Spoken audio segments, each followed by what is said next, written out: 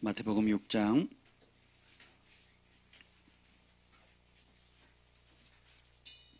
7절로부터 15절 말씀입니다.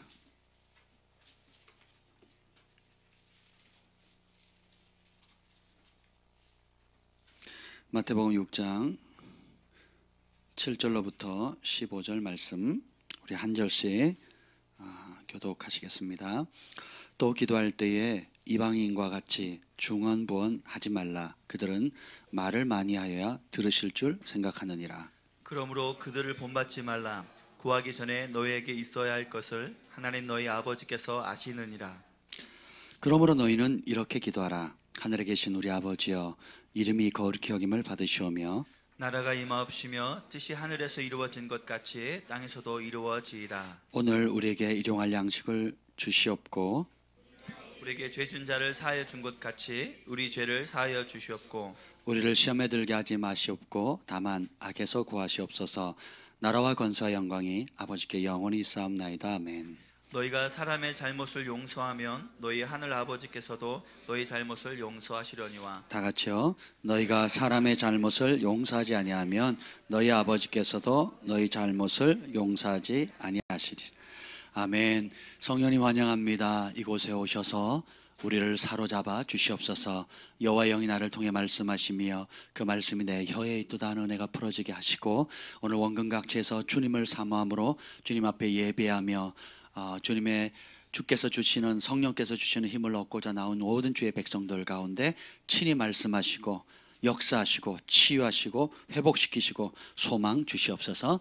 예수님의 이름으로 기도합니다. 아멘. 할렐루야. 여러분 한 주간 또 잘 지내셨습니까?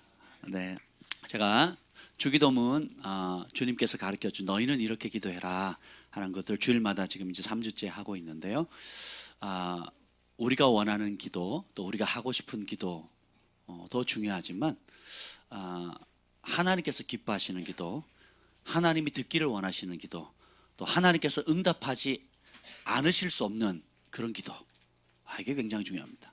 공부 못하는 사람은 어떤 공부를 합니까? 똑같이 중간고사, 기말고사가 되면 공부를 하는데 공부를 못하는 사람은 시험에 안 나올 문제들을 공부해요. 그죠? 그래서 똑같이 밤을 새는데 밤을 새고 밤을 샌 것도 열심이지만 성적도 열심히 안 나와요. 왜요? 안 나올 것만 공부를 했거든요. 그죠? 그 중요하지 않은 것만 열심히 하는 겁니다.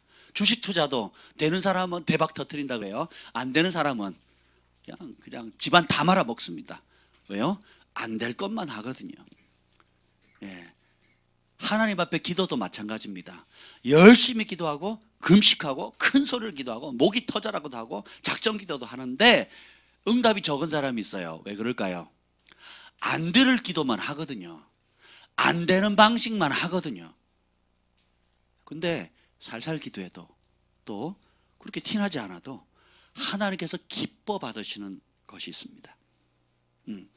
우리가 금식 기도할 때 많이 인용하는 구절이 있어요. 그게 뭐냐면 내가 기뻐하는 금식은 흉악의 결박을 풀어주며, 그죠? 그러면서 금식을 하게 되면 흉악의 결박이 풀어지고 모두 역사가 나고 모두 역사하고 모두 역사 이렇게 읽잖아요. 성경 그런 뜻이 아닙니다. 그런 뜻이 아니라 너네가 금식을 하는 건 좋은데 금식을 한다고 하면서 일주일에 2번씩 바리새인들은 금식하거든요. 금식을 하는데 내가 기뻐하는 거는 너희가 금식하면서 노동자 임금 제대로 주지 않는 거, 금식하면서 서로 싸우는 거, 금식하면서 거짓말하는 거, 금식하면서 너보다 부족한 사람 압제하는 거, 그거 하지 마라. 차라리 금식을 안 해도 좋으니까, 그런 금식 안 해도 좋으니까 노동자 월급 제때 주고 억울한 사람 그 한 맺힌 거 풀어주고 거짓말하지 말고 사랑하는 사람, 돕는 사람, 공의와 정의를 행하라. 그러면 니네가 의로운 해가 떠올라서, 공의로운 해가 떠올라서 너희를 취할 거다. 그 뜻이에요. 금식을 하는데 거짓말하고, 금식을 하는데 혈기 부리고, 금식을 하는데 고집 피우고, 금식을 하는데 월급 제때 안 주고, 금식을 하는데 다른 사람 이용해 먹고, 금식하는데 하나님의 법을 어기면 안 된다라는 거예요. 왜 금식합니까? 그렇죠. 뭐에 순종하려고요? 하나님 말씀 앞에 내 혈과 육은 거꾸로 가잖아요. 그러니까 어떻게 해요? 내 몸을 쳐서 주님의 그 생명의 말씀, 진리의 말씀 앞에 복종하려고 하는 겁니다. 아멘. 그게 그래야, 그러면 그 금식이 하루를 하든 한 끼를 하든 유익한 거예요. 아멘. 근데 우리 안에 때로는 굵은 게 있습니다. 조상 대대로 오는 그 대대로 물려오는 저주들, 악한 것들, 고집들, 못된 것들이 있거든요. 예, 이런 것들은 하루아침에 안 빠지니까 어떻게 해요?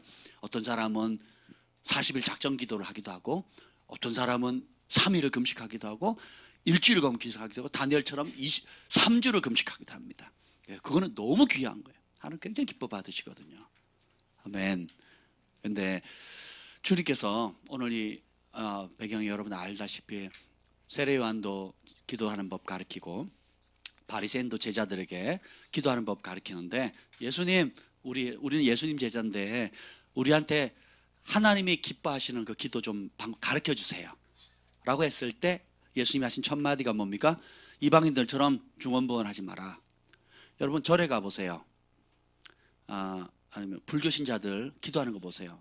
뭘 가르치면 남의 아미타불 관세음보살 계속 하래요.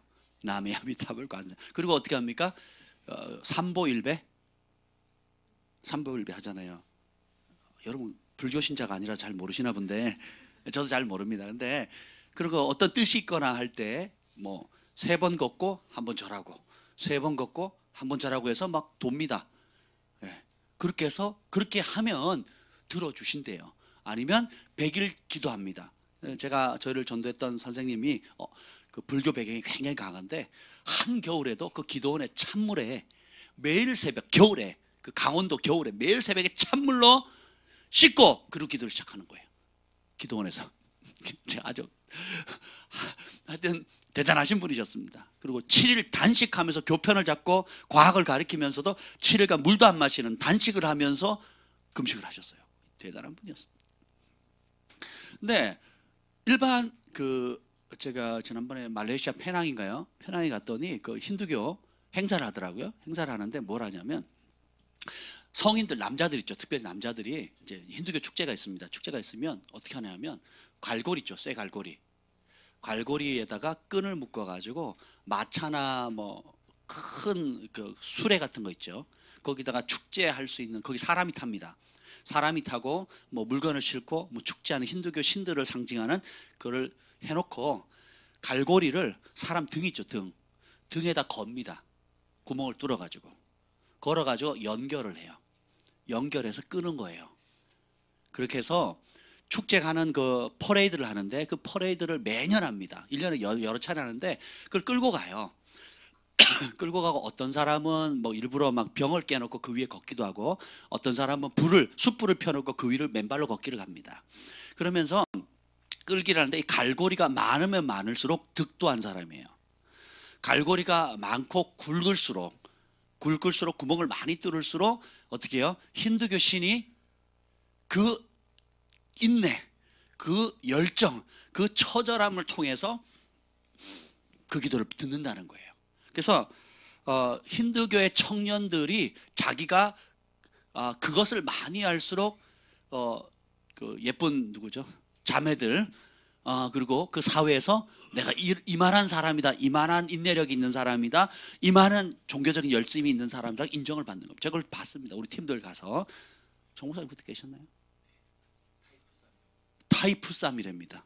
월남쌈 아니고 타이프쌈이라고 하는. 기억도 좋으세요. 그걸 보는데 처절한 거예요. 불쌍한 겁니다. 그래서 막 혼절하는 사람도 있고 기절한 사람도 있고 심지어 죽는 사람도 있습니다. 우리가 하나님 앞에 나올 때도 그런 습성이 있어요.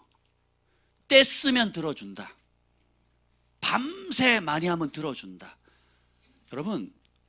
여러분이 하나님 말씀을 모를 때는 주님이 들어주세요. 왜냐하면 그분의 사랑이 더 크기 때문에. 네가 잘못된 기도를 하더라도 주님께서 만들어 가시거든요. 그래서 그냥 소원만 해도 들어주십니다. 마치 아이들이 몸에 나쁜 음식인지 알지만 부모가 군것질을 하고 싶다 그러면 어느 기간 동안 허용을 하잖아요. 그렇죠? 탈나지 않을 어느 기간까지 허용하지. 맑게 알아듣고 이제 청소년이 되고 어른이 돼 가는데 계속 몸에 나쁜 거 먹으면 그리고 그걸 살려고 돈 달라 그러면 부모가 주겠습니까? 안 주지요. 예, 똑같습니다. 여러분들이 하나님 앞에 나왔을 때 이방인들처럼, 그러니까 옛적에 주님을 알지 못했을 때, 옛적에 거듭나지 않았을 때 내 옛사람의 욕구가 구하는 기도 그대로 하지 말라는 거예요. 절에서 하던 기도, 혹은 산신령에게 빌던 기도, 혹은 우리나라 전설의 고향, 제 어릴 때 전설의 고향 세대인데 그 전설의 고향에 막 정말 정한수 떠놓고 온 지극정성을 다하면 어떤 신이든 듣잖아요. 할렐루야. 안 해보셨군요. 근데 그 생각을 그대로 교회로 가지고 나옵니다. 우리가 제사 왜 지냅니까? 조상한테 잘하면 살아 계실 때는 온갖 못된 짓을 다 하다가 죽으면 영웅이 되는 거예요. 죽으면. 그래서 못한 서름들 다 제사상으로 제사상 휘어져서 부러질 정도로 차려놓고 죽은 다음에 돌아가신 다음에 뭘 하겠다고. 여러분 그거 아세요? 제가 유튜브에 올린 그 설교 중에 가장 인기가 많은 설교 중에 하나가 제사는 귀신 초청 잔치입니다라는 설교 제목이 있어요. 몇만 건이 지금 사람들이 봤거든요. 제일 많이 리플이 답니다. 예, 제가 일부러도 한번 쳐보세요, 여러분. 제사는 귀신 초청 잔치입니다. 나오면 제가 그 댓글 단 거를 얼마 동안 남겨놔요. 되게 재밌어서 그럽니다. 아니 아무리 기독교인이지만 조상에 대한 예의는 갖춰야 되지 않겠습니까? 저도 크리스찬인데 조상에 대한 예의를 해야지 왜 이렇게 외골수적으로 합니까? 뭐 이런 거를 올려놔요. 그럼 제가 일부러 놓습니다. 여러분 생각이 어떤지. 자기도 교회 다닌대요. 그러니까 이스라엘 백성들이 하나님을 안 섬긴 게 아닙니다. 하나님도 섬기고 바알도 섬기는 거예요. 여호와의 이름도 부르고 아세라의 이름도 부릅니다.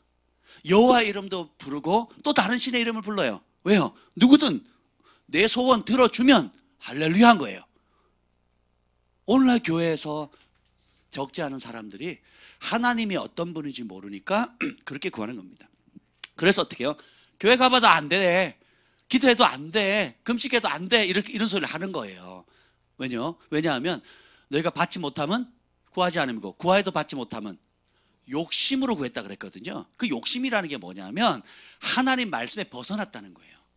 하나님의 뜻에 벗어나서, 하나님 뜻은 둘째치고 내가 지금 급하고 내가 원하고 내가 지금 발등에 불 떨어졌고 내가 이렇게 했으면 좋겠다고 하는 중심이 뭐예요? 다 나한 거예요. 나. 그래서 주님께서 이제 그런 기도 하지 말고 하늘 아버지께서 반드시 들어줄 수밖에 없는 그런 기도 가르쳐 주겠다.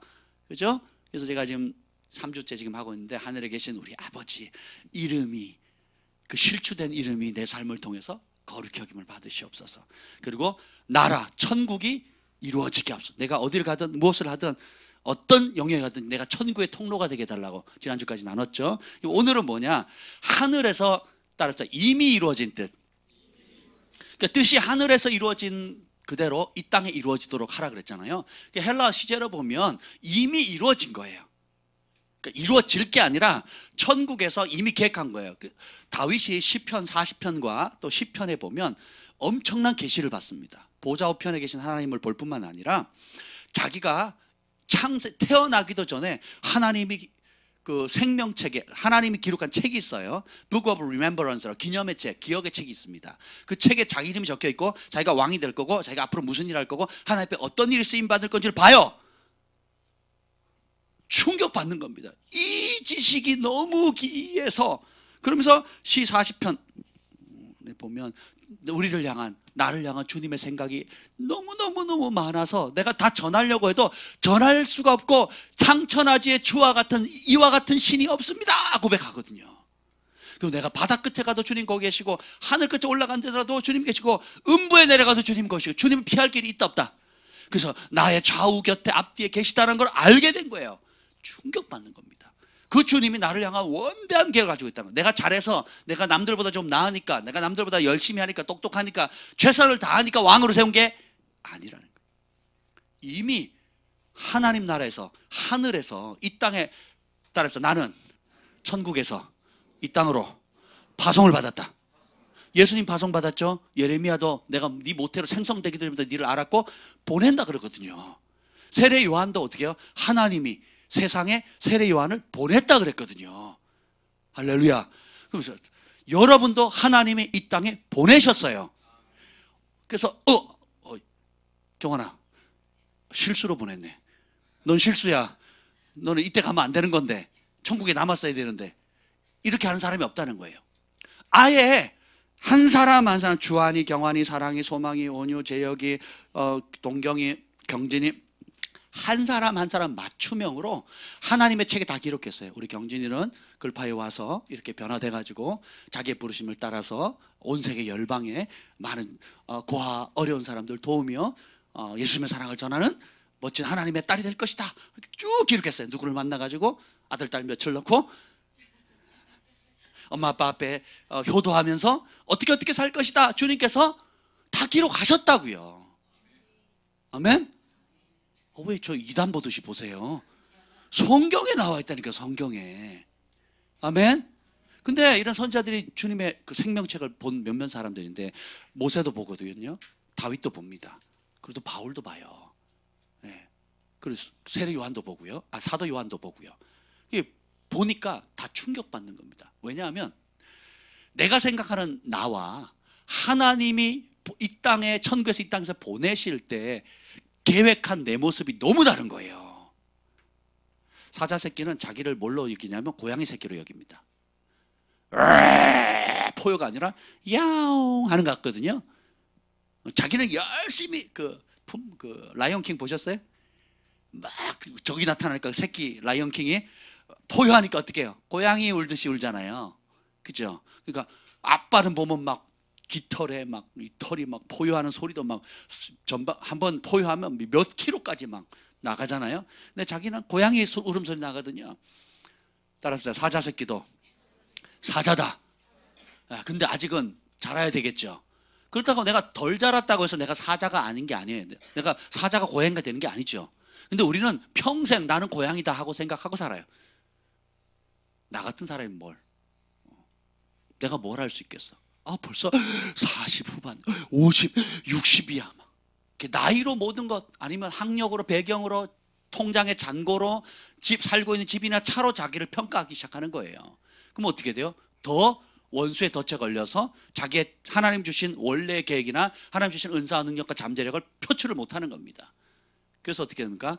하늘에서 이루어진 아버지의 뜻대로 사는 것이 아니라 내가 스스로 제안한 내 뜻, 열등감과 좌절감에 제한받는, 묶여있는 나의 스스로가 지은 한계 속에서 살다가 사단이 밥이 되어서 사단이 이끄는 곳으로 질질질 끌려가는 삶을 살게 되는 거예요. 죄가 이끄는 곳, 절망과 좌절이 이끌어가는 곳에 질질질 끌려다니는 겁니다.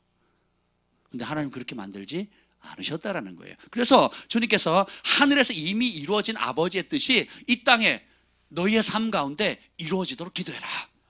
아멘. 그래서 우리가 두 종류의 인생을 살아가는 방식이 있습니다. 첫 번째가 뭐냐면 하나님의 뜻에 목숨을 건 사람이 있어요. 마가복음 3장 35절에 어느 날 예수님 막 인기가 많아서 사람들이 많이 모여 있을 때 예수님께 접근하기가 어려운 거예요. 여러분 부흥이 터지거나 어느 유명한 강사, 세계적인 강사가 오면 국내나 해외 집회 가면요, 그 집회 시간에 맞춰 가면 못 들어갈 때도 많습니다. 제가 서울에서 집회를 하는데 존경하는 외국 강사님이 오셨는데 결국은 못 들어갔잖아요. 다른 목사님들 모시고 간다고 갔다가 결국 못 들어갔어요. 못 들어가서 그냥 성전 바깥도 못 있고 그냥 그래서 집으로 돌아왔습니다. 그런 기억이 나요. 그래서 사모함으로 목사님들하고 모여서 기도하던 기억이 납니다. 그러니까 아니 예수님 반도 못 따라가는 지만 기름 부음 받은 하나님의 종이 오니까 막 그 교회도 적지 않은 교회였는데 큰 교회였는데 아예 못 들어가고 제가 나왔다니까요. 그래서 예수님이 그보다 더 큰 인기가 있었습니다. 그래서 근데 마침 예수님의 어머니와 남동생, 여동생들이 예수를 만나러 와요. 그러면서 소식을 전합니다. 못 만나니까 예수님한테 가서 엄마가 왔다고 전해라. 그리고 친동생들이 왔다고 전해라. 그랬더니 예수님이 말씀을 하다가 어이구 우리 어머니 오셨네 하고 마이크 놓고 간 게 아니에요. 오히려 그 사람들을 향해서 앉아있는 둘러있는 사람들을 보면 이렇게 말합니다. 누구든지 하나님의 뜻대로 행하는 자는 내 형제요 자매요 모친이니라.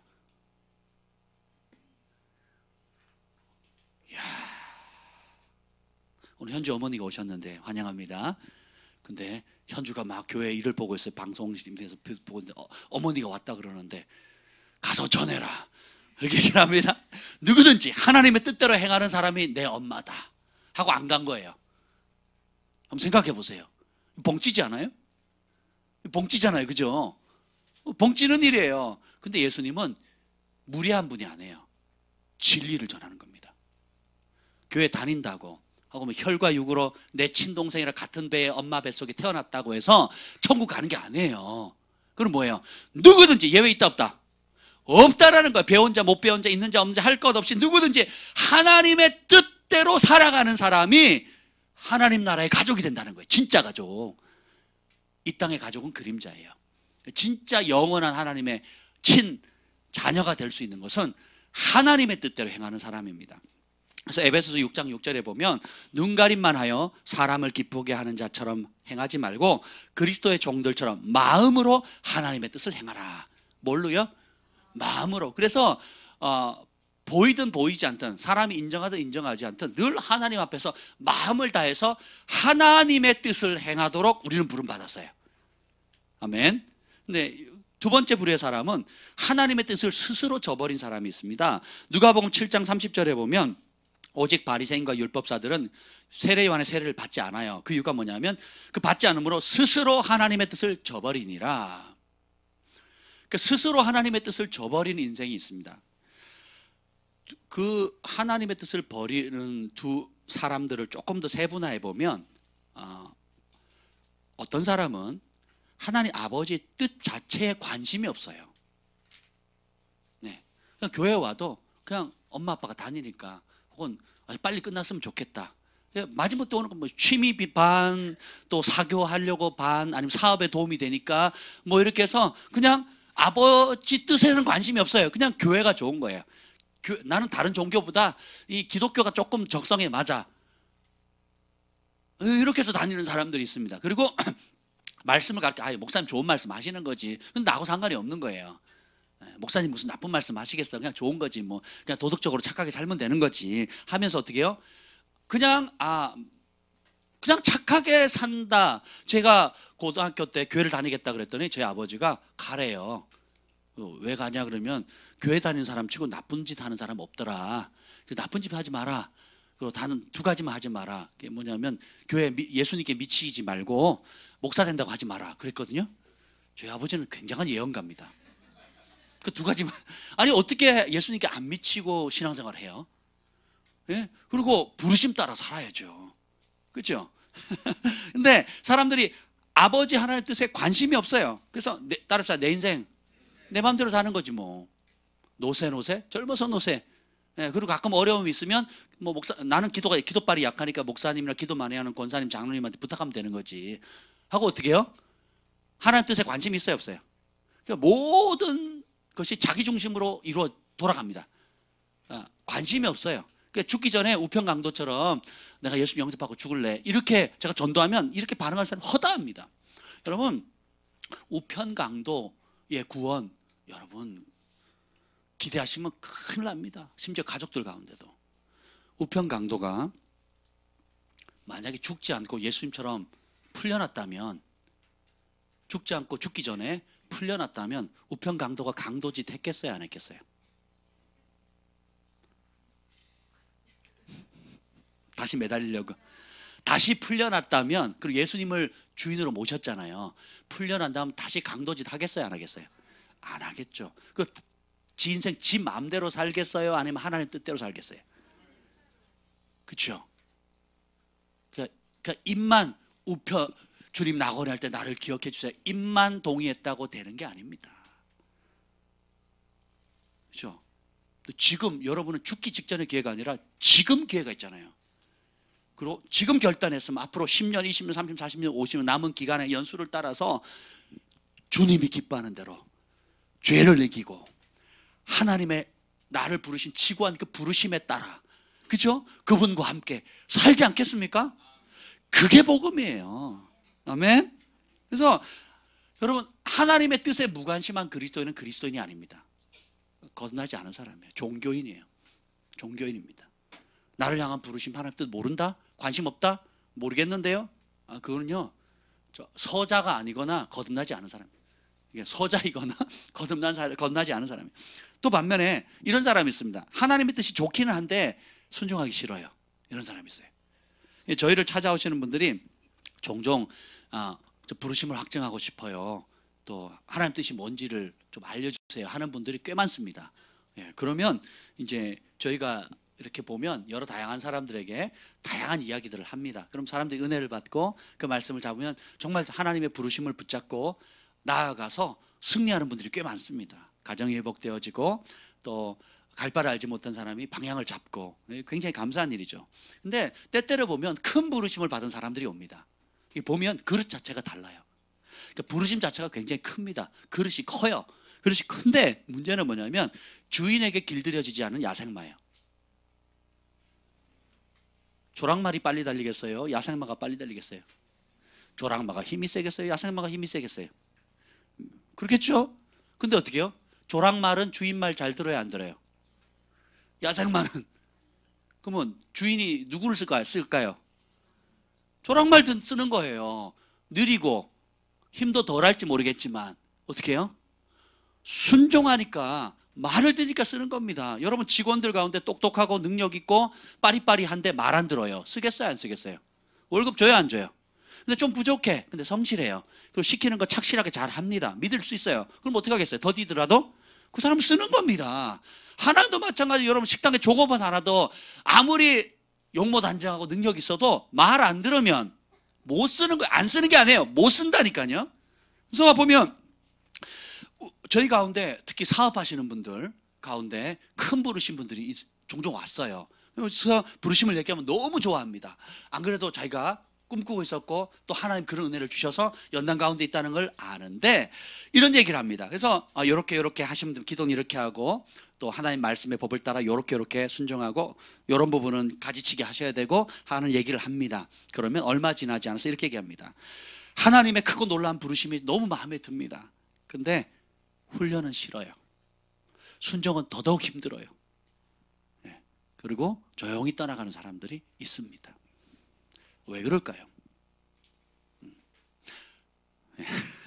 그게 뭐냐면 하나님의 뜻을 스스로 저버리는 거예요. 굉장히 안타깝죠, 그걸 보면. 그래서 연단에 또 광야 생활을 그냥 열흘 길이면 갈 수 있는 길을 40년을 뱅뱅뱅 도는 겁니다. 깨질 때까지 뱅뱅뱅 도는 거예요. 그걸 보면 참 안타깝죠. 그래서 근데 중요한 질문이 있는데 이게 뭐냐면 과연 나는 하나님의 뜻을 알고 있는가? 하나님의 뜻을 행하려면 어떻게 해야 되는가? 여러분, 그런 질문 해보셨어요? 요한복음 7장 17절에 예수님이 이런 말씀하세요. 사람이 하나님의 뜻을 행하려면, 여러분 하나님의 뜻을 행하고 싶어요? 행하고 싶지 않으세요? 여러분 개인을 향한 하나님의 뜻을 이루고 싶죠? 나은아, 네가 이 땅에 왜 태어났는지, 나은이를 통해서 하나님 무슨 일을 주실지 기대가 되니 안 되니? 됩니까? 그 뜻대로 살래? 아니면 네 맘대로 살래? 핸드폰이랑 살래? 하나님 뜻이랑 같이 살래? 아멘, 아멘. 분명히 얘기했어. 그렇죠, 여러분. 하나님의 뜻을 따라 살고자 한다면 하나님 뜻이 뭔지를 알아야 되겠죠. 그래서 요한복음 7장 17절에 사람이 하나님 뜻을 행하려고 하면 이 교훈이 하나님께로서 왔는지 내가 스스로 말함인지 알리라, 이렇게 얘기합니다. 그러니까 여러분이 기도하는 거, 여러분이 옳다고 생각하는 거, 여러분이 목표로 삼은 것이 과연 하나님께로부터 온 건지 아니면 내가 좋은 건지를 분간해야 돼요. 먼저 기도할 때도 마찬가지입니다. 여러분 중요한 결정을 할 때도 마찬가지고요. 인생의 목표를 세울 때도 마찬가지입니다. 그래서 하나님이 기뻐하는 뜻, 제가 사업가들을 이렇게 종종 만나는데 그분들이 좋은 꿈을 가지고 있어요. 좋은 비전을 가지고 있습니다. 하나님 나라에서 이렇게 저렇게 하겠다. 근데 문제는 뭐냐? 뜻도 좋고 방향도 좋은데 문제는 뭐냐면 하나님의 뜻과는 달라요. 따라서 내가 생각하기에 좋은 뜻, 내가 생각하기에 그럴싸한 무엇들, 그리고 내가 하고 싶은 좋은 것이에요. 하나님 물질과 재정과 영향력을 주셨는데 그걸 하나님 나라를 위해서 하나님이 기뻐하는 뜻으로 방향을 가는 게 아니라 대부분 게 뭐냐면 내가 어릴 때 한 맺힌 걸 풀려고 해요. 못 먹은 사람 짜장면을 먹고 싶었는데 못 먹었어요. 그래가지고 어떻게 해요? 중국집 차려서 어려운 사람 짜장면 나눠주는 겁니다. 누가 나를 무시했어요. 그러니까 나는 무시받기 싫어서 반대로 극도로 존중해 주는 겁니다. 또 장학금이 없어가지고 돈이 없어가지고 학비가 없어가지고 막 쩔쩔매면서 겨우 졸업을 했는데 거기 한 맺혀가지고 어떻게 해요? 또 장학금을 지불합니다. 좋은 거예요, 좋은 거. 근데 내가 한 맺힌 것을 한 푸는 것에 부르심을 제한하면 안 된다니까요. 보면 선교지에 뭘 이렇게 돕고 싶대요. 우물도 파고 싶고 뭐도 하고 싶고. 제가 가만히 들어보면 이게 뭐예요? 한 맺힌 거예요. 내가 전에 하고 싶은데 못했던 거. 좋은 것이긴 한데 제가 금요일에 말씀드렸죠. 좋은 것은 그냥 좋은 것으로만 여겨야 돼요. 좋은 것이 하나님이 가장 기뻐하는 뜻을 가로막을 수 있다니까요. 그럼 그게 죄가 됩니다. 따라서 좋은 것도 죄가 될 수 있다. 이게 심각한 거. 이걸 깨닫는 게 이게 깨지잖아요. 그럼 여러분 하나님 뜻을 순종할 수 있어요. 좋은데 왜 안 되냐고 그래요. 따라서 좋으니까 안 된다. 왜요? 내가 좋게 여기는 그것이 하나님의 말씀에 복종을 못하게 한다니까요. 내가 좋게 여기는 거, 귀하게 여기는 거, 또 남들도 인정하는 착하고 멋진 건데 그것이 때로는 하나님 말씀에 복종을 못하게 하면, 하나님의 부르심에 못 가게 하면 좋은 거예요, 나쁜 거예요? 죄예요, 의예요? 죄입니다. 이걸 깨뜨리셔야 돼요. 그래야 복종이 가능합니다. 그래야 순종이 가능해요. 그래야 인간적으로 재는 것을 뛰어넘을 수 있어요. 믿음의 영역으로 도약할 수 있습니다. 믿음의 영역은 도덕적 영역을 뛰어넘습니다. 하나님의 법이 도덕법이에요? 아니면 도덕법을 능가합니까? 그걸 아셔야 됩니다. 제가 어젯밤에 종교인 과세에 관한 유튜브를 쭉 들었어요. 그랬더니 아마 장로님 같은데 전문가세요. 그러니까 그 세무 전문가인데 뭐라고 하시냐면 그 법조항을 하나하나 얘기를 하시더라고요. 하는데 저도 전문가지만 이걸 해석하는 데는 굉장한 어려움이 있습니다. 그러면서 교회에 준 혜택도 있는데 또 나중에 문제 삼으면 영세하면 문제가 안 되는데 조금 이렇게 규모가 커지잖아요. 그러면 코에 걸면 코걸이, 귀에 걸면 귀걸이라는 거예요. 그래서 악한 정권이 악한 마음만 먹으면 언제든지 선하게 최선을 다하는 사람도 죄인 만드는 게 현행법입니다. 그러니까 현행법은 최소한의 안전장치예요. 절대 기준이 아니라고요. 신약이나 구약이나 전 세계 지금 현존하는 크리스찬들이 고통을 당하는 이유가 뭐냐? 하나님의 말씀의 법과 자기들이 살고 있는 나라의 법, 국가의 법이나 사회의 법이나 전통이나 문화의 법하고 충돌이 일어날 때 타협하거나 섞으면 문제가 안 되는데 하나님 법만 따르겠다 하는 순간 핍박과 고통이 오는 거, 심지어 죽습니다. 네. 근데 우리는 어느 길 가야 됩니까? 하나님의 법을 따라가야 되는 거예요. 아멘. 그래서 여러분 먼저 내가 매일 습관적으로 하는 기도가 하나님의 뜻인지 내 뜻인지 분별해야 돼요. 제가 이런 삶을 많이 살았습니다. 충동적으로 욕심과 분노 혹은 조급한 마음으로 일단 저질러요. 물 엎질러 놓습니다. 그리고 뭐라 합니까? 주님! 울면서 뒷수습 좀 부탁합니다. 이렇게 합니다. 보증 쓰지 말라는데 보증 쓰고는 그 빚 갚느라고 자기 집 평생 모아서 산 집이 털리는 거예요. 길바닥에 널브러집니다. 성경에 보증 쓰래요, 말해요? 그럼 안 썼으면 그런 일이 있어요, 없어요? 없어요. 그죠? 네. 하나님 재정의 축복을 줬는데 온전한 11조나 예물을 안 하는 겁니다. 그러니까 전대 구멍이 뻥뻥뻥 터지고 동업자가 배신하고요.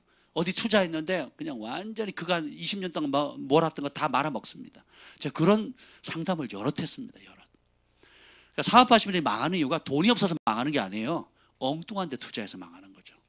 엉뚱한 데 돈 써서 망하는 거지. 기존에 그 욕심이 끝이 없다니까요. 통장에 잔고가 얼마나 있으면 행복하시겠어요? 얼마? 집이 몇 평이었으면 행복하시겠습니까? 차는 어느 급으로 샀으면 좋겠습니까? 제가 탄 산타페가 지금 20만이 넘었습니다. 20만이 넘었어요. 팔려고 봤더니 뭐 감정가 얼마든지 300만 원? 250만 원? 뭐 그렇대요. 근데 그 차를 사려고 그러면 500만 원 이상 줘야 됩니다. 팔려고 하면 말도 안 되는 거죠.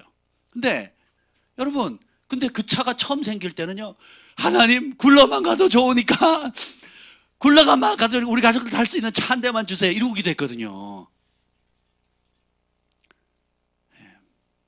사람의 욕심은 끝이 없어요. 네. 그래서 여러분이 잘못된 방향의 목표와 비전과 욕심을 두면 그 공허함과 뭐랄까 그 불행함, 그리고 만족하지 못하는 마음은 끝이 없습니다.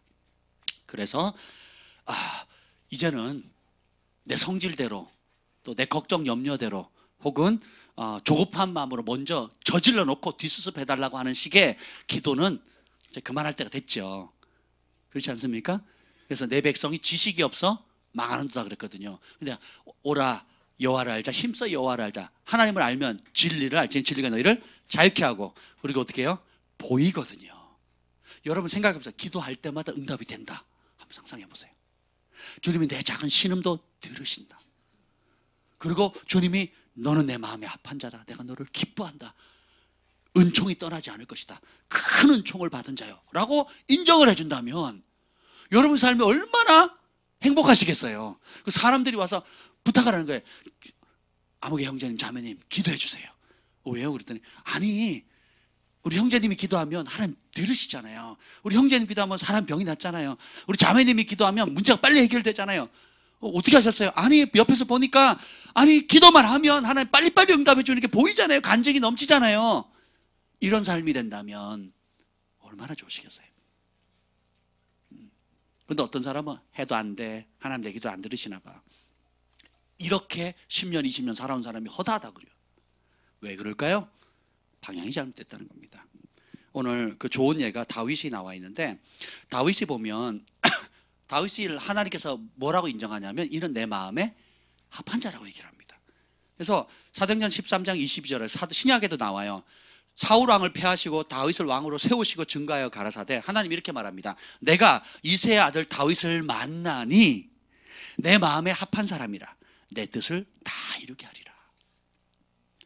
하나님께서 여호와의 눈이 온 땅을 두루 다니면서 감찰하셨는데, 그러다가 다윗을 봤어요. 딱 보니까 어떻게 해요? 마음에 너무 흡족한 거예요. 잘생겨서? 노래를 잘해서? 배경이 좋아서? 다윗의 직업이 뭡니까? 목동이거든요. 여러분 좋게 말하면 목자인데, 여러분 그 들판에 가가지고 양치는 사람 한번 보세요. 부러운가? 냄새가 장난 아닙니다. 옷을 양복을 입겠어요? 그 장난 아니거든요. 늘 이렇게 뭐랄까 그 풀을 찾아서 계속 이동해야 됩니다. 쉬운 게 아니에요. 그리고 흙먼지, 모래바람 쐬고 또 야생 짐승들로부터 자기 지키기 위해서 밤을 새는 게 보통 일이 아닙니다. 그런 흠모할 만한 직업이 아니에요. 흠모할 만한 직업이 아닙니다. 근데 주님이 그런 다윗을 보시고 어떻게 해요? 내 마음에 합한 사람이래요. 그러면 내 마음에 합하다, 이 합하다라는 뜻이 뭐냐면 a man after his own heart, 영어로 이렇게 표현합니다. 그 말은 뭐냐면 다른 사람들은 다 보니까 인생의 목적이 나예요. 하나님 나 좀 더 잘 살게, 나 좀 더 행복하게, 나 좀 더 이쁘게, 나 시집 잘 가게, 나 장가 잘 가게, 나 좋은 직장 얻게 해주시고, 나 돈 좀 많이 벌게 해주시고, 나 노후생활 잘하게 해주시고, 나 어떻게 좀 해주시고, 나 좀 유명하게 해주시고, 그러면 영광을 주님께 돌릴게요. 이런 사고방식이거든요. 왜 아닌 것처럼 얘기하세요, 여러분? 거듭나기 전에 다 그렇게 사셨죠? 내 이름 석자 한번 날려보려고. 성공을 추구하는 삶, 야망을 추구하는 삶, 내 이름 석자 날리려고, 가문에 한번 용났다 하는 소리 한번 들어보려고. 저도 그렇게 살았거든요. 복음을 알기 전까지, 예수님 알기 전까지. 근데 이 하나님이 다윗을 봤을 때 행복했던 게 뭐냐면, 뭐하니까 흡족한 이유가 a man after his own heart, 자기가 아니라 하나님의 마음이 있는 곳을 추구해 가는 사람이에요. 하나님의 뜻이 이거다 그러면 자기 생각 내려놓고 그 길 갑니다. 하나님의 계획이 이거다 그러면 자기 계획을 내려놓고 그 길을 가는 거예요. 하나님이 이걸 하길 기뻐한다 그러면 어떻게 해요? 자기 모든 걸 내놓고 그 길을 가는 겁니다. 하나님이 뭔가를 원하면 기꺼이 포기하는 거예요.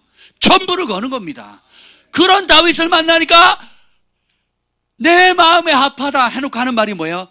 그래서 이런 사람을 통해서 내 뜻을 다 이루게 하리라. 하나님은 하나님의 뜻을 이룰 사람을 찾고 계십니다. 하나님이 이기적이라 그런 게 아니에요. 여러분, 하나님의 계획이 탁월해요? 내 계획이 탁월해요?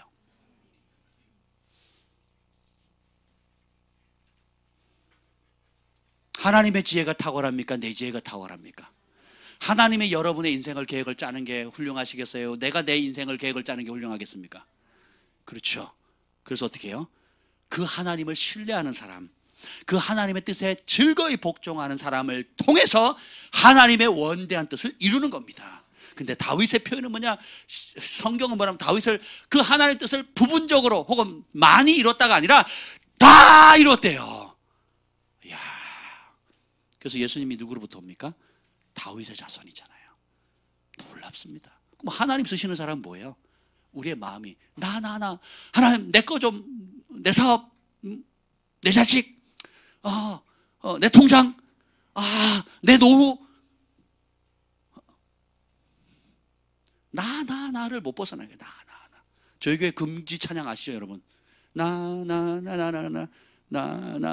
이 노래 부르시면 안 돼요. 물론 농담입니다.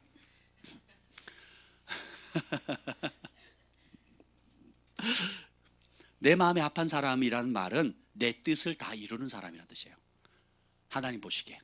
그러면 내 뜻을 내려놓고 하나님의 뜻에 목숨을 건 사람. 그래서 내려놓는 것이 진정한 출발이에요. 금식 우리 오늘 마지막 날이시죠? 정말 존경합니다. 네, 진짜로요.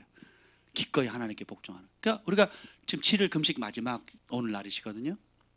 그러면 우리가 이렇게 짧지 않은 기간 사업하시는 분이 모든 걸 내려놓고 금식을 하는 이유는 뭘까요?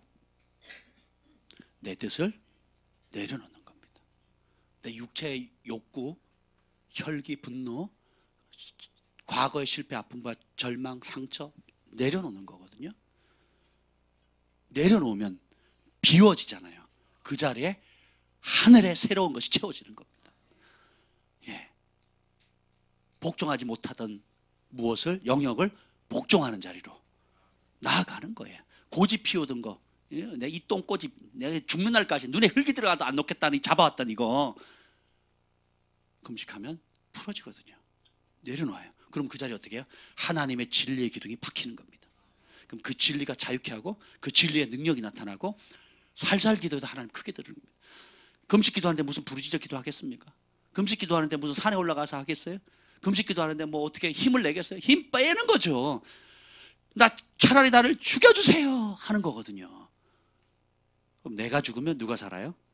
내 안에 성령님이 사시는 겁니다. 그러면 내 능력이 빠지고 성령의 능력이 나오는 거예요. 내 지혜가 빠지고 하늘의 초자연적인 지혜가 임하는 거예요. 내 노력으로 사람들 관계를 풀어가는 게 아니라 하나님이 천사들을 보내서 움직이시는 겁니다. 이게 은혜예요. 이게 은혜. 그래서 우리는 육의 사람이 아니라 영의 사람이 되는 겁니다.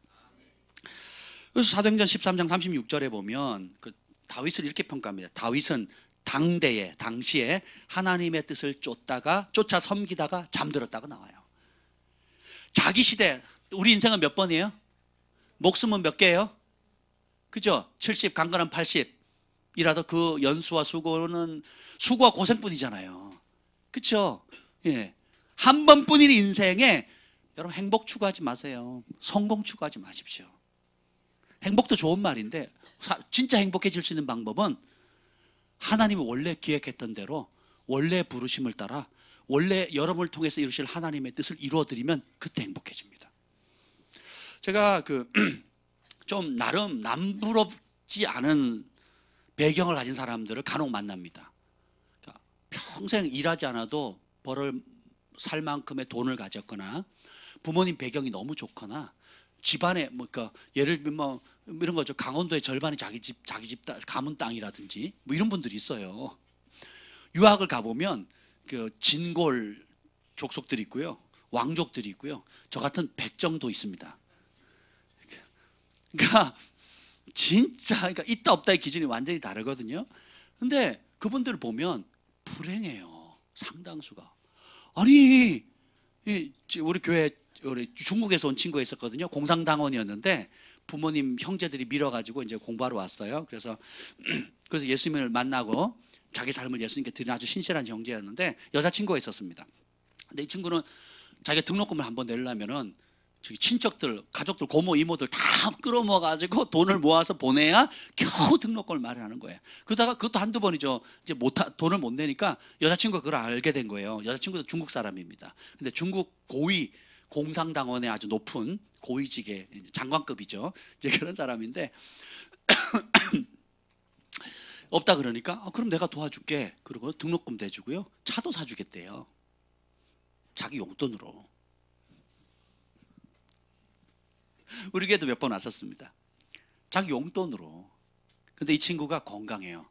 안 받겠다고. 내가 받지 않겠다고. 난 하나님 의지하겠다고. 한번 생각해 보세요, 여러분. 근데 불행합니다. 왜냐? 이런 거죠. 나는 하나님이 내게 예배자의 영을 부어줬는데 자꾸 사업하려는 거예요. 아버지 사업을 물려받으라는 겁니다. 그 사업이 재밌겠어요? 남들이 보면 돈방석에 앉는 건데 사업이 그 사람이 행복하겠냐고요. 그죠? 네. 부모님이 음악가 집안인데 자기는 사업을 하고 싶어요. 근데 음악 교수님이니까 너도 이제 음대를 가서 음악을 해라. 나는 사업하고 싶다니까요. 진짜 사업에 부르심이 있어요. 근데 부모는 내가 털을 닦아놨으니까 너는 그 길 가라. 이렇게 해버리면 어떻게 돼요? 불행해지는 거예요. 제가 늘 그 비유하잖아요. 독수리를 최신식 전 세계에서 제일 좋은 닭장에 가두면 독수리가 얼마나 행복하겠어요. 새끼 되면 새끼마다 밥 주고 사람들 박수 쳐주고 사진 찍어주고 우와 독수리 멋있다. 예, 남들이 부러워할지 모르겠는데 자기는 어떻습니까? 불행하거든요. 똑같은 우리 부모님들 자녀들 진로 결정할 때 여러분 너무 쥐지 마세요. 너무 부모님이 옳다고 생각하는 방향으로 밀지 마세요. 저도 호되게 지금 고통을 당하고 있습니다. 저는 안 하려고 많이 노력한 사람임에도 불구하고 이게 내려놓는 게 쉽지가 않아요. 부모가 보면 뻔히 길이 보여요, 안 보여요? 저 길 가면 고생하는 게 보여요, 안 보여요? 근데 하나님 보시기에는 그것도 다 연단하는 과정이고 빚어가는 과정인 겁니다. 그래서 쥔 거 어떻게 해야 돼요? 내려놔야 돼요. 그거 안 하면요 어떻게 되는 줄 아세요? 여러분 같은 사람들요, 내 말은 실패했던 그 아픔의 자리로 자식들을 몰아가는 겁니다. 그리고 결국 여러분이 원하는 모습으로 그 자리에 오를지 모르겠지만 그때부터 이 아이는 공허함과 고통 가운데 평생을 시달리게 됩니다. 그래서 하나님이 원래 계획했던 그 자리에 그걸 구하셔야 돼요. 각자의 맞춤형으로 마련한 하나님의 부르심, 그것을 발견하도록 도와줘야 돼요. 그것을 위해서 기도해야 되고 그것을 구해야 됩니다. 제가 고등학교 3년 동안 하나님의 뜻을 구했거든요. 주님 나를 이 땅에 왜 보내셨습니까? 제가 두 가지 기도 제목으로 기도했습니다. 우리 가족 구원해 주세요. 지옥 안 가게 해주시고 천국 가게 해주시고, 두 번째 하나님 이 땅 나를 보내신 이유가 뭡니까? 하나님 나 어떻게 쓰기를 원하십니까? 이 기도만 3년을 했습니다. 금식하면서. 근데 하나님께서 그 기도를 너무 기뻐하시더라고요. 처음에는 나는 이것도 하고 싶고 저것도 하고 싶고 이것도 하고 싶어요 라고 기도했는데 평강이 안 와요. 왜냐하면 상황에 따라 계속 바뀌거든요. 학교 선생님 했으면 좋겠다. 아니면 육사 장교가 됐으면 좋겠다. 아니면 또 기술자가 됐으면 좋겠다. 계속 바뀌는 거예요. 그러다가 어느 날 제가 고3 때쯤 되니까 이제 막 발등이 불 떨어졌잖아요. 이제 진로를 결정해야 되니까. 근데 기도하다가 찌뿌레 제가 지친 거예요. 내가 생각해도 내가 너무 변덕스러운 거예요. 하나님 기술자 시켜주렸다가 학교 선생님 시켜주렸다가 군대를 보내려고 했다가 얼마나 헷갈리겠어요. 그렇죠? 근데 어느 날 제가 이렇게 제 영이 막 성령 충만해서 기도를 하는데 하나님 나도 나를 잘 모르겠어요. 네, 주님이 나를 보내셨으니까 나를 향한 주님의 계획은 무엇입니까? 알려주세요 라고 내 욕심과 뜻을 내려놓는 순간 주님이 길을 여시더라고요. 하늘부터 평강이 내려오는데 지금도 잊을 수가 없습니다. 그 막 모든 긴장감, 모든 스트레스, 모든 내가 뭘 하려고 했던 모든 것, 주변 사람의 기대, 부모님의 기대, 또 뭐 여러 환경의 기대들. 제가 학교 전교 1등을 했거든요. 외모는 그렇게 안 보이지만, 그러니까 기대치가 얼마나 컸겠어요. 학교 선생님들, 교장 선생님부터 시작해가지고 교감 선생님, 교회 우리 담임 목사님부터 시작해서 교회학교 선생님들, 또 우리 부모님 말은 안 했지만 우리 부모님의 최고의 자랑이 뭐겠어요? 친척들 앞에서 돈 자랑 못하니까 무슨 자랑합니까? 자식 자랑이니까 기대치가 얼마나 많았겠어요. 근데 그 뜻대로 하려고 하니까 내가 아닌 거예요. 그래서 어느 날 하나님, 나는 주님의 것입니다. 주님이 나를 이 땅에 보내신 주님의 계획을 알려주시면 그 뜻대로 순종하겠습니다 했더니 말로도 할 수 없는 평강이 오는 거예요. 그리고 그때 제 삶의 모토로 잡은 게 내가 원하는 한 가지 주님의 기쁨이 되는 거예요. 그래서 모든 선택의 상황이 오면 주님, 나도 이거 하고 싶고 저거 하고 싶고 내 생각은 이렇고 내 계획은 이렇지만 내려놓습니다. 아버지가 원하는 최고의 뜻이 뭡니까? 하나님이 가장 기뻐하는 뜻이 무엇입니까?를 묻는 습관을 그때부터 가진 겁니다. 고등학교부터. 그랬더니 참 사람들이 저보고 그래, 넌 어떻게 하면 그렇게 미련한 길을 잘 선택하냐요. 그러니까 남들이 안 가는 길, 남들이 가기 싫어하는 길, 남들이 뭐 누리면 좋을 자리는 피해가고요, 남들이 하기 싫어하는 자리를 갑니다. 그랬더니 사람이 도와주지를 못하니까 하나님이 도와주세요. 사람이 계획을 못하니까 하늘의 은총이 임하는 겁니다. 그래서 가는 곳마다 은총의 사람이 되는 거예요. 은총을 입고 은총을 베푸는 거예요. 그래서 어떤 절에 그렇게 10년, 20년, 30년 살으니까 전 세계 어디를 떨거나도요, 하나님의 은총이 같이 갑니다. 천국의 능력을 흘려보내요. 저 이번 칠순잔치에 우리 제주도 갔다 왔다 그랬잖아요. 또 거기 그 숙소에 있는 그 집사님 부부인데, 누가 어느 목사님 소개해서 갔는데 3일 내내 부흥회하고 왔습니다. 보통은 뭐 관광하러 다닌대요. 저희는 관광 안 했습니다. 그냥 몇 개 포인트 보니까 더 이상 볼 게 없어요. 예. 그래서 내내 부흥회하는 겁니다. 손님 없으면 그냥 무조건 말씀 나누고, 저녁에는 8시 문 닫고 새벽 1시까지 매일 부흥회하는 거예요. 은혜 받은 얘기하고 부르심에 대해서 얘기하고 막 소망을 얻는 거죠. 그러니까 누구를 만나도 사람들에게 행복을 줄 수 있는, 그게 내 부르심인 거예요.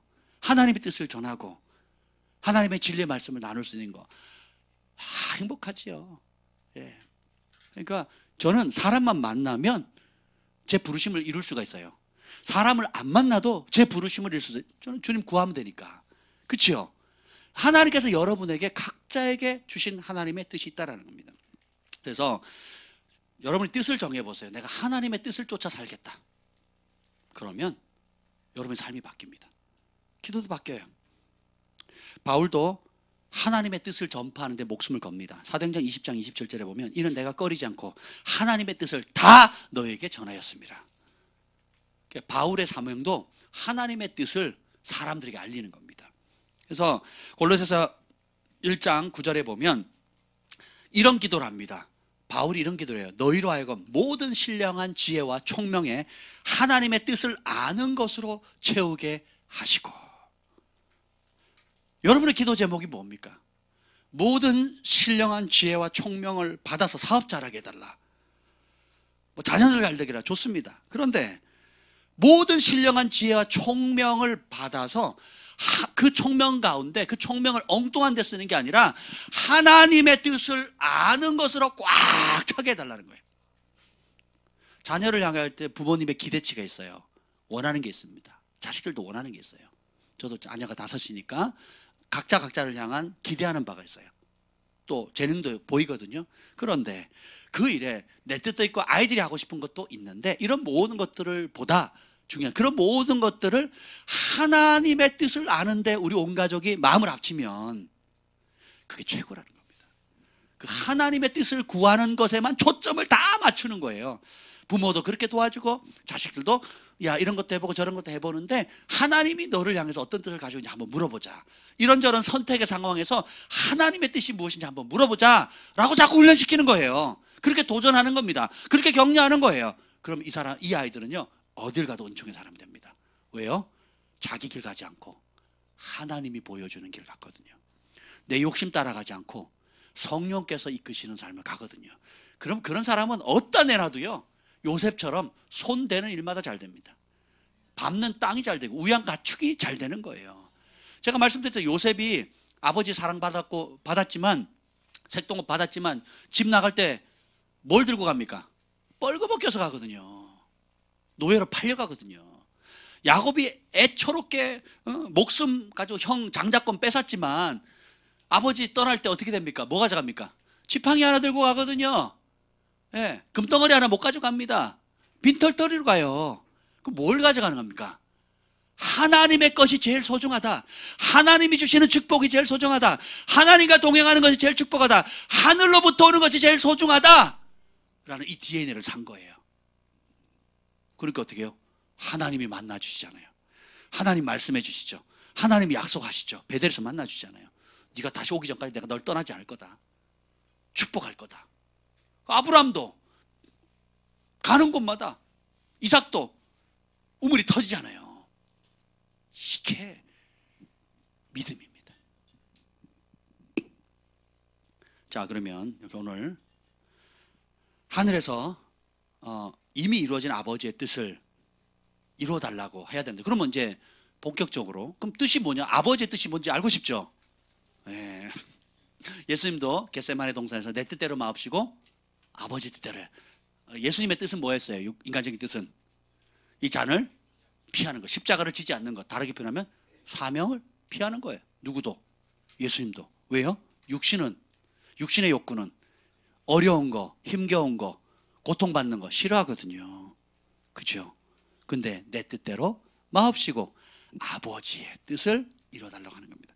그러면 하나님의 하늘에서 이미 이루어진 뜻이 이 땅에 이루어지도록 기도해야 하라고 하는데, 그러면 하늘에서 이미 이루어진 뜻이 뭐냐? 너무 중요한 질문이잖아요. 질문해 주셔서 감사합니다. 탁월한 질문이셨어요.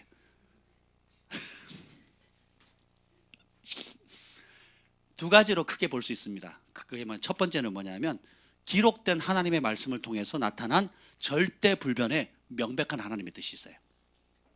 이거는 시대 상황, 나이, 종교, 그리고 나이, 배경, 직분 아무 상관이 없이 기록된 하나님의 말씀이 기록되어 있는 건데, 이거는 타협 불가, 그냥 절대 불명한 하나님의 명료한 뜻이 있어요. 사람들이 와가지고 하나님 뜻을 묻습니다. 부부 사이에 혹은 사업관계, 또 자기 장래 자녀를 위해서 물어요. 그러면 참 제일 안타까운 게 그겁니다. 명백한 하나님 뜻은 싫대요. 그거 말고 다르게 나한테 내 상황에 맞는 뭔가를 좀 가르쳐 달래요. 남편의 머리끄댕이를 확 쥐고 자기 마음대로 막 움직이는, 기도 열심히 하는 분들 여럿이 찾아왔습니다. 누구한테요? 저한테요. 그래서 저한테 얘기를 합니다. 목사님, 무슨 말씀하시는지 하나님 뜻을 보여주면 제가 순종하겠다고. 제 눈에 뭐가 보여요? 남편 머리끄댕이를 잡고 자기가 원하는 데 다 끌고 가는 겁니다. 결정도 자기가 하고요, 자식 교육도 자기가 하고요, 선택도 자기가 하고요, 뭐든 자기가 합니다. 돈도 자기가 지고 있고요. 그러니까 남편은 막 기가 죽어가지고 이렇게 삽니다. 그러니까 남편은 착해요. 착한 이 병에 들려가지고 그냥 가만히 있습니다. 그러니까 어떻게 하냐면 가장의 권위가 안 서죠. 그리고 권위가 안 서다 보니까 의욕이 없어요. 그리고 인생이 재미가 없는 거예요. 집에 가면 찬밥이에요. 집에 가면. 여러분, 가정은 왕이 다스리는 겁니다. 왕권. 하나님, 지구촌은 왕이 다스립니다. 하나님도 왕이시고 지구촌도 왕이고 가정도 왕이고 대통령도 왕이잖아요. 군대도 왕이 다스립니다. 사업장 가보세요. 누가 다스리나? 사장님이 다스리는 게 아니라 왕이 다스리는 거죠. 왕권으로 세상의 모든 게 돌아갑니다. 근데 왕을 길을 확 죽여놓으니까 저한테 와서 하나님 뜻을 알려달래요. 제가 몇몇 분들한테 얘기를 했습니다. 왜냐하면 그런 분들의 특징은 기도 많이 하시고 열정이 넘쳐요. 근데 하나님 법을 몰라요. 권위를 모릅니다. 능력과 재능과 은사와 열정은 있는데 진리를 몰라요. 법을 모릅니다. 자기는 열심히 있고 자기는 열심히 기도하고 자기는 열심히 헌신하는데 가정은 폭탄 맞아요. 폭탄 맞아요. 제가 그랬습니다. 정말 순종하시겠습니까? 네. 그래서 이런 사역을 하고 싶고 저런 사역을 하고 싶은데 해야 됩니까? 안 해야 됩니까? 얘기를 하는 거예요. 제가 하나님의 뜻을 묻고자 하시지요? 네. 순종하실 겁니까? 네. 알려드리겠습니다. 하나님의 뜻은 남편에게 복종하라는 겁니다. 에베소서, 골로새서, 또 성경 보세요. 서신서를 다 보세요. 예수님도 그 얘기를 하거든요. 아내들이여 남편에게 복종하라. 보이는 남편에게 복종이 불가하면 그 권위를 주신 하나님, 보이지 않는 하나님께 복종이 불가능해요. 보이는 부모님 공경하는 게 불가능하면 보이지 않는 영의 아버지 하나님 공경하는 게 불가능하다는 겁니다. 하나님을 사랑한다고 하면서 부모 공경 못한다? 가짜입니다. 하나님의 권위를 인정하고 순종하겠다 하면서 남편 권위 인정 못한다? 가짜라니까요. 자기 열심이지. 자기 열정이고. 우리 부모의 세대들은요, 우리 부모님 세대는 집안이 아무리 콩가루 집안에도 어머니가 아버지 공경하고 존중하는 모습을 늘 보이셨어요. 왕으로서의 권위를 인정했습니다. 가장으로서의 권위를 인정하는 걸 보여주셨어요. 이 시대는 그런 게 다 무너졌습니다. 그래서 이해되면 순종하고 이해 안 되면 들이받고, 자기가 좀 더 능력 있으면 머리끄댕이 잡고 다 끌고 갑니다. 성경은 뭐냐, 부부 사이에 그렇게 해서 마음이 상해버리죠. 남편이 하나, 너희 기도가 막히지 않게 하려 함이라, 이렇게 나오거든요. 부부관계가 틀어지면 어떻게 돼요? 하늘이 닫혀버려요. 하늘이 다. 너는 내가 너에게 세운 권위자 말 안 듣는데 너한테 내 말 들을 걸 기대하지 말라는 거거든요. 아주 심플합니다. 근데 이런 명백한 뜻들이 있는데 그거는 싫대요. 그리고 난 사역하고 싶대. 찬양 사역도 하고 싶고, 뭐 인도도 하고 싶고, 전도사 사역도 하고 싶고, 또 목회자로 같이 동역하고 싶고 그렇대요. 그래서 제가 남편에게 순종하십시오. 그랬더니 뭐라고 하는지 아세요? 저 남편, 목사님 오해하셨나 봐. 나 남편 순종 잘해요. 저 남편 표정 보면요, 늘 기가 죽어 있어요. 그래서 저가 그래도 신학도 나오고 찬양사역도 하고 뭐 하니까 사역하고 싶어요. 그래요. 그래서 제가 하나님 뜻 알고 싶으시다면서요, 남편에게 먼저 순종하는 법 배우세요. 집안을 다스리지 못하는 사람은 하나님 일을 못하도록 성경은 말하고 있습니다. 가정을 못 다니는 사람은 교회에서 영적인 일을 못하게 되어 있어요. 성경에 설명을 했습니다. 알겠습니다 그러는 거예요. 목사님 오해하셨는데 나 우리 남편 말 잘 듣는데 뭐 이러고 가셨어요. 석 달 뒤에 다시 오셨어요. 하나님 뜻을 알고 싶대요. 그래도 사역에 이런저런 사역의 기회가 있고 하고 싶은데 이런저런 연사 좀 해달라고 그러면 한 뜻을 좀 알려달라고. 제가 뭐라 그럴게요? 남편에게 순종하세요. 그랬어요. 그랬더니 얼굴이 빨개지시더라고. 아니 목사님, 나 우리 남편 말 잘 듣는다니까요. 그건 누구 생각? 여러분, 집안에서 제가 순종하는지 안 하는지 알게 뭐예요? 몰라요. 그 집을 CC 카메라 설치한 것도 아니고 제가 영해 이동해가지고 본 것도 아닌데 어떻게 알겠어요? 교회에서 보면 알아요. 교회에서 그냥 보면 압니다. 남편에게 대하는 태도, 말하는 태도, 뭔가 할 때 결정할 때 어떻게 하는지, 내가 나서는지 아니면 뒤로 물러서서 권위자에게 결정하기를 기다리는지 보면 알아요. 어렵지 않습니다. 어렵지 않아요. 그리고 저만 합니까? 저만 알아요? 네, 다 알아요. 다 알아. 여기 다 알아. 남편들 좀 아멘 좀 해주세요. 네, 다 알아요. 다. 네. 누구만 몰라? 왜요? 내 기준으로 순종하거든요. 그리고 나는 잘한다고 생각하는 거예요. 그렇지 않습니다. 교회가 그리스도께 복종하듯 복종하래요. 남편은 뭐예요? 아내를 예수님이 목숨 바쳐 사랑하듯 사랑하래요. 이게 명백한 하나님의 뜻이에요. 그죠? 성경에 하와는 아담의 뭡니까? 돕는 자라 그랬거든요. 여러분, 제가 요즘 저희 집에서 그걸 강조하고 있는데, 여러분 남편들 기 살리게 제가 지금 한 말씀 드릴게요. 하와의 목적은 뭐예요? 하와의 이름이 뭡니까? 뜻이 뭡니까? 돕는 자, 영어로는 헬퍼예요. 여러분이 이제, 저도 이제 아이들을 키워봐서 알지만 영유아 때부터 또 엄마가 아이들 많이 사랑하죠. 처음 애들 태어나면 부부 사이에 있었던 모든, 아내가 남편을 향하여 가졌던 모든 애정이 다 누구한테 쏟아져요? 아이한테 쏟아지거든요. 이해하죠? 젖 먹여야 되고 전폭적으로 도와야 되니까. 근데 그게 3살까지 또 이해가 되는데 5살, 10살, 15, 20살이 됐는데 30, 시집 장가 다 갔는데도 엄마의 모든 관심이 어디에 쏟겨 있어요? 자식에게 가 있거든요. 죄입니다. 죄예요. 사람이 부모를 떠나 남녀가 하나가 됐거든요. 그죠? 그래서 제가 저희 김 목사님한테 그 얘기합니다. 당신의 최고의 우선순위는 사랑의 소망의 온주가 아니라고.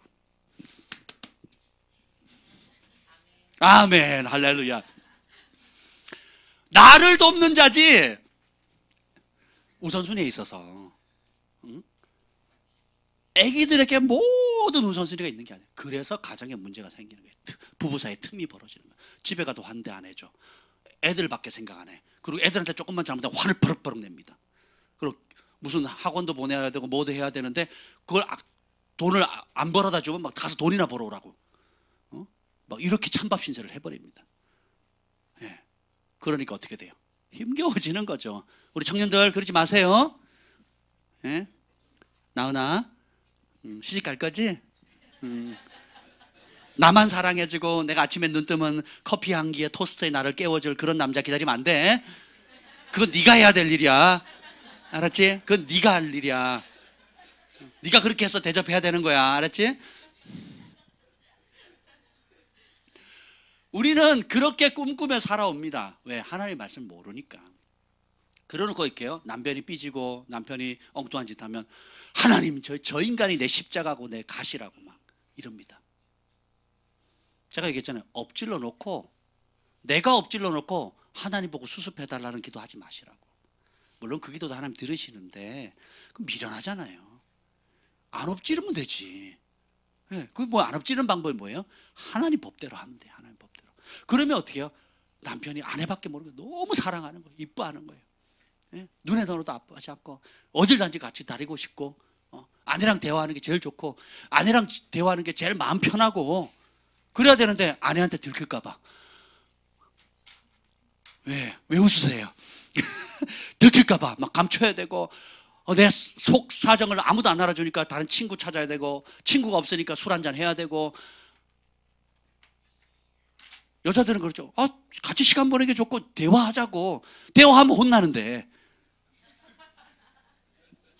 대화하면 욕먹는데 대화하면 뒷조사 들어가는데 대화가 안 돼요. 오늘 자꾸 돕는 자가 아니라 결정권자의 위치로 자꾸 하려고 해요. 그러면 어렵습니다. 죽는 날까지. 그래서 가정이 천국이 안 돼요. 근데 내가 돕는 자다. 그리고 내 삶의 영순위는 내 남편이다. 내 아내다. 이렇게 생각하셔야 돼요. 둘이 하나가 된 겨. 하나님이 하나 되게 한 거 둘로 찢을 수 없다 그랬거든요. 그게 단순히 이혼하지 말라는 차원이 아니에요. 이미 하나가 된 거예요. 하나 됐기 때문에 찢지 말라는 거거든요. 그래서 내 몸 제대로 갖고 못하는 사람, 사랑하는 법 모르는 사람 남 사랑할 수 없습니다. 그래서 우리 엄마들, 어머니, 여러분의 우선 영순위가 누구라고요? 남편이. 할렐루야. 동의하시는 분만 아멘. 아멘. 요때 또 나가셨어. 그 유튜브 꼭 듣게 해주세요. 요 부분만 3번 반복해서 들려주세요.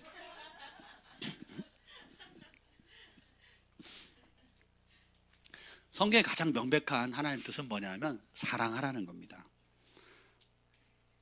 마태복음 22장 36절에 40절에 보면 율법 학사가 와서 묻습니다. 선생님, 율법 중에서 어느 계명이 큽니까? 예수님께서 가라사대 내 마음을 다하고 목숨을 다하고 뜻을 다하여 주 너희 하나님을 사랑하라 하셨으니 이것이 크고 첫째 되는 계명이요 둘째도 그와 같으니 내 이웃을 내 자신과 같이 사랑하라 하셨으니 이 두 계명이 온 율법과 선지자의 강령이니라. 다시 말하면 신구약을 66권을 꽉 쫙가지고 한마디로 탁 요약하라면 뭐예요? 하나님 사랑하고 이웃을 사랑하라는 겁니다.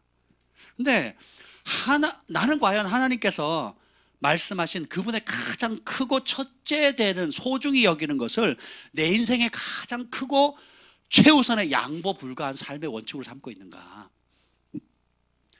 여러분 이걸 한다면 기도가 바뀌어요. 내가 지금 하는 기도가 하나님을 사랑하고 내 이웃을 내 몸처럼 사랑하는 것에 기인한 기도인가? 내 남편이 내 마음 안 알아줘요. 내 자식도 내 마음 안 알아주고요. 하면 그 기도가 얼마나 응답되겠어요? 그렇죠? 너네가 목숨 다해 하나님 사랑하고 내 이웃을 내 몸처럼 사랑하는 거기에 기인하면 구약의 모든 율법서와 선지서들을 합친 거, 농축해 놓은 거, 그걸 다 이뤘다.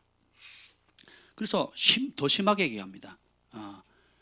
로마서 13장 8절에 보면 피차 사랑의 빛 외에는 아무에게든 아무 빛도 지지 말라. 남을 사랑하는 자는 율법을 다 이루었느니라. 여기서 율법 조항이라는 뜻이 아닙니다. 남을 사랑하는 자는 하나님의 말씀을 다 이뤘다라는 거예요. 그래서 하나님은 사랑이시라 이렇게 나옵니다. 그럼 사랑이 뭐냐? 마태복음 7장 12절에 한마디로 사랑을 정의합니다. 그러므로 무엇이든 남에게 대접받고자 하는 대로 너희도 남을 대접하라. 이것이 율법의 선제라. 사랑을 가장 실제적으로 표현한 단어가 이겁니다. 내가 대접받고 싶은 대로 대접하래요. 내가 먹고 싶은 거, 먹으면 좋은 거 먹이라는 겁니다. 먹다라면 찌꺼기 주지 말고. 내가 입고 싶은 좋은 옷, 예쁜 옷 있으면 그걸 대접하라는 거예요. 내가 받고 싶은 혜택 있으면 그 혜택을 수준으로 주라는 겁니다. 우리가 필리핀에도 물자 보내고 또 여러 나라에 앞에 고아 물품 계속 보낼 거거든요. 그럼 뭘 해야 되는지 저도 몰라요. 예, 어떤 우리한테 필요 없는 게 필요한 것일 수 있고 우리는 잘했다고 하는 그 사람의 쓰레기처럼 여겨지는 것들이 있거든요. 근데 원칙은 심플합니다. 내가 대접받으면 좋다 하는 것 수준으로 하시면 돼요. 예, 여러분 형편 따라. 예, 그렇게 하시면 저희가 이제 정경 목사님 오시잖아요. 그럼 저희 식사 대접을 합니다. 그러면 제가 어떤 기준으로 대접하는지 아세요? 할 수 있으면 뭐 최고급 호텔에 뭐 우리 그 강남에 뭐 특급 호텔들 얼마나 많습니까? 거기에 못 보내드립니다. 제가. 그럼 뭐냐? 내 형편에 우리 교회 수준에 그리고 갔을 때 깨끗하고 너무 이만하면 흡족하다. 내가 거기 머물렀으면 최고로 좋겠다 하는 호텔을 제가 잡았어요. 값도 저렴하고 가깝고 아주 고풍스럽고 유럽풍이에요. 고풍스럽고 공간도 넓어요. 그리고 그 안에 굉장히 실용적으로 다 돼 있습니다. 옷장부터 시작해가지고 뭐 심지어 세탁까지 할 수 있을 정도로 그렇게 있거든요. 그럼 내가 머물렀으면 참 행복하겠다 하는 곳을 마련합니다. 물론 마음은 넉넉해서 더 좋은 데 하면 좋겠지만 음식도 마찬가지예요. 내가 먹었을 때 이거는 정말 사역할 때 힘이 된다, 든든하다, 이거 먹으면 더 기분 좋게 사역할 수 있겠다 하는 음식을 대접하는 겁니다. 이해가 되세요?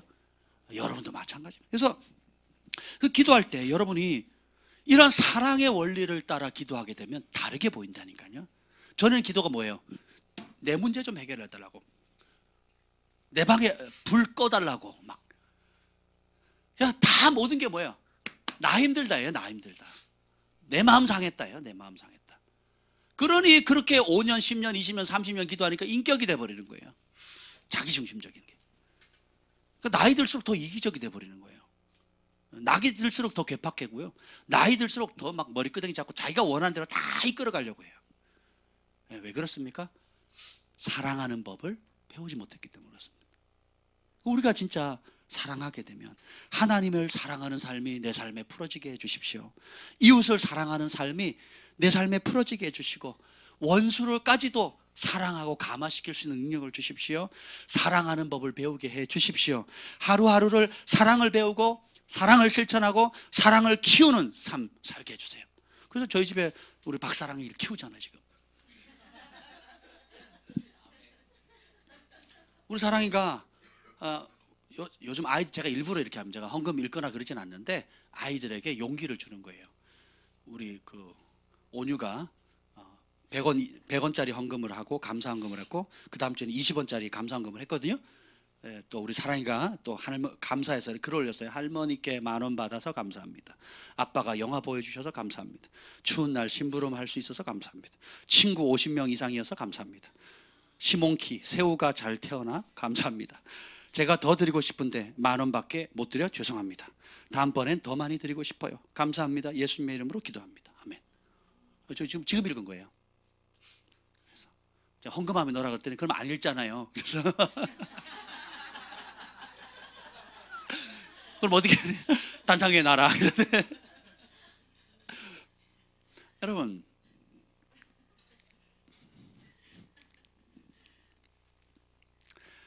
기도도 사랑의 안경을 쓰거나 그 동기 자체를 근본 하나님은 외모를 보지 않고 뭐예요?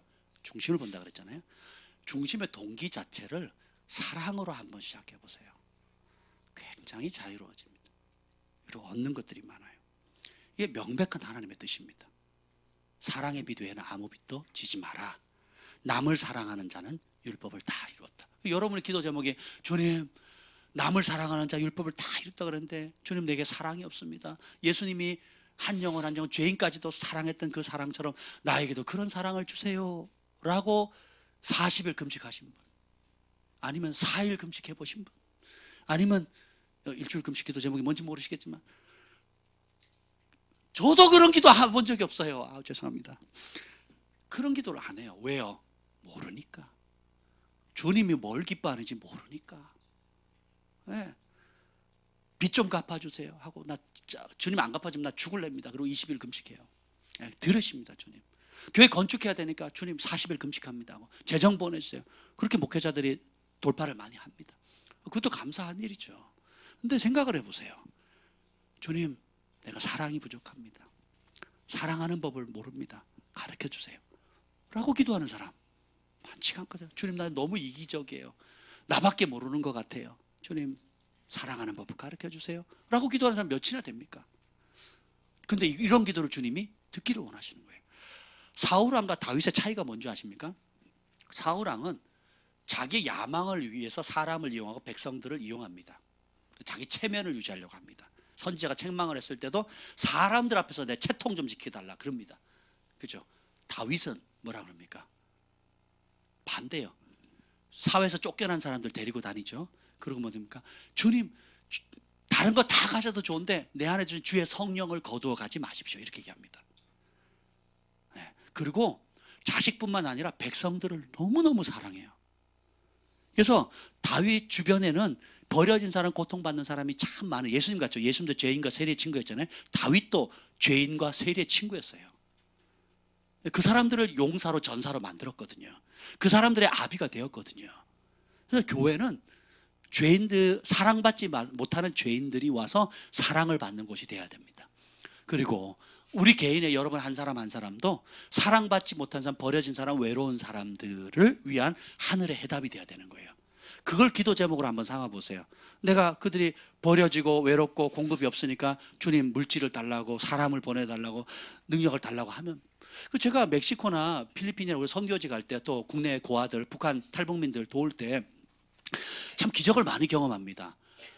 저는요 진짜 이걸 꼭 해야겠다, 막 여기에 막 내 에너지를 뭘 다 쏟아가지고 막 주님 이게 꼭 필요합니다 이렇게 기도해 본 적이 없어요. 너무 가벼웠게 저는 멕시코 가는데 물자가 있었으면 좋겠습니다. 탈북민 도움은 너무 어려운데 그냥 도왔으면 좋겠어요. 필리핀의 그 어려운 사람들, 산마을 부족들 어려운데 그냥 도왔으면 좋겠어요. 그냥 너무 가볍게. 그것 때문에 제가 스트레스를 받았을까요, 안 받았을까요? 전혀 안 받습니다. 국내에 있는 고아들 물건 가져가야 되는데 물건이 필요합니다 하고 제가 기도할 때 스트레스 받겠어요, 안 받겠어요? 전혀 안 받아요. 제가 그만한 열정이 없어요. 그만한 사랑이 없다고요. 없는데도 불구하고 하나님이 고아 과부들과 극빈자들을 사랑하시고, 그리고 영혼들을 살리는데 그 일을 너무 기뻐하시기 때문에 제가 의지적으로 제 육신을 쳐서 복종시키는 수준으로 하는 거거든요. 지금은 정말 눈물을 흘리며 가슴을 치고 통곡하면서 주님, 저들을 살려야 됩니다. 이 단계는 아직 못 갔어요. 제가 예전에는 그랬었는데 지금은 그 단계가 아니거든요. 그냥 성경 말씀에, 기록된 하나님 말씀에, 하나님 고아 과부들의 아비라고 하셨죠. 그 도움은 하나님이 할 일 대신해 줘서 하나님 기쁘다 하셨죠. 내가 부족하지만 내가 그 일에 하나님 명백한 뜻부터 순종하고 싶습니다 하고 하는 거거든요. 그랬더니요, 쌓을 곳이 없도록 옵니다. 그리고 전혀 우리 교회 식구들 뻔하잖아요. 교회뿐만 아니라 외부에서도, 전국에서 물건들이 와요. 그리고 덤으로도 여러 가지 것들이 오거든요. 그때 제가 깨달은 거야. 사람이 금식하고 작정하고 떼쓰고 내가 원하는 걸 막 하지 않아도 하나님이 기뻐하는 법대로 사랑하라. 하나님이 기뻐하는 법대로 고아 과부들을 돌봐라. 억눌린 자, 갇힌 자, 굶주린 자 먹이고 입히고 시원케 해라 하는 명백한 진리를 따라 선포하고 가볍게 기도했는데 하나님 놀라운 은혜를 부어주시는 거예요. 여러분의 개인 삶도 똑같다라는 것입니다. 아멘. 우리가 보고 있잖아요. 그렇죠? 지금 필리핀에 또 물건 또 보낼 겁니다. 3박스 보냈거든요. 왜? 한 달 걸린대요. 또 보낼 거 계속 보낼 겁니다. 저희가 앞으로. 왜냐하면 그 안에 들어가는 양이 보내는 비용하고 비교가 안 되거든요. 너무 감사하죠. 한 번 보내는데 50kg 보내는데 한 14만 원 들었거든요.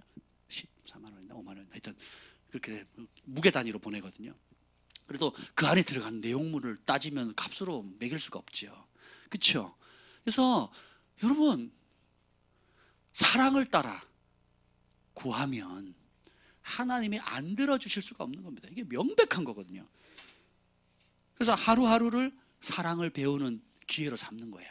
하루하루를 사랑을 실천하는 기회로 삼는 겁니다. 하루하루를 내 안에 있는 작은 주님이 뿌려놓은 사랑의 씨앗의 불을 지펴가는 기회로 삼는 거예요. 그러면 얼마나 기도가 생동감 있겠습니까? 주님, 저 사람 돕고 싶은데 너무 없어요. 주님 공급해 주세요. 주님, 저 사람 아픈데 주님 의사도 못 고친대요. 주님 고쳐주세요 라고 기도하는 거예요. 주님, 저 사람의 지혜가 필요한데 하나님 초자연적인 지혜를 부어주세요. 주님, 저 사람에게는 중요한 사람하고 만남이 연결되어야 되는데 하나님 연결해 주세요. 사랑으로 동기를 한 것과 나 중심으로 왜 나 안 들어주고 내 기도 안 들어주고 내 응답 안 주고 언제까지 나 하면 때 쓴다고 금식한다고 기도가 빨리 되는 게 아니라니까요. 그래서 하나님의 기뻐하시고 선하시고 온전한 뜻을 먼저 발견해야 되는 것입니다. 우리가 이 시간에 제가 지금 첫 것만 얘기를 했거든요. 다음 주에 이어서 하도록 하겠습니다. 먼저 좀 기도했으면 좋겠어요. 예, 하나님의 이 시간에 함께 기도할 때는 우리 마지막 불렀던 찬양, 그 찬양 좀 부탁드리고요. 피차 사랑에 비된 아무에게도 비치지 말라. 뜻이 하늘에서 이루어진 그대로 이 땅에 이루어지게 해 주옵소서. 나는 과연 하나님께서 말씀하신 하나님의 가장 크고 첫째 되는 계명을 내 삶에, 내 인생의 가장 크고 최우선의 도저히 양보할 수 없는 삶의 원칙으로 삼고 기도하고 있는가? 그 가치를 알고 있는가? 그렇게 부르짖고 있는가? 아니면 내 욕심과 내 방식대로 내 발등에 불 떨어진 대로 하나님의 뜻을 벗어난 야망과 욕심과 아픔과 쓴뿌리에서 나오는 기도인가? 한번 돌이켜봤으면 좋겠어요. 그리고 주님, 명백한 기록된 하나님 말씀 안에 있는 그 하나님의 뜻부터 실천하는 법을 가르쳐 주십시오.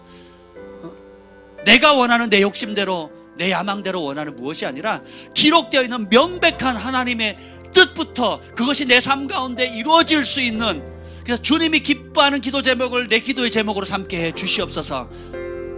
우리 두 손을 높이 들고 주의 이름을 세 번 부르고 기도하겠습니다.